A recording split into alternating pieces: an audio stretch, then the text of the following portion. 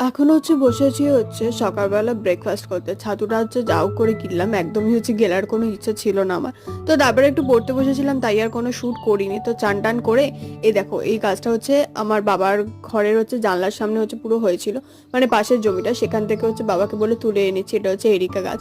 খুব মজা পেয়েছি আজকে আমি। তো যাই হোক, লাঞ্চ করে এখন একটু বিকেল বেলা উঠেছি ছাদে, এই গাছটা লাগিয়েওছি আর একটু ঘোরাফেরাও করছিলাম।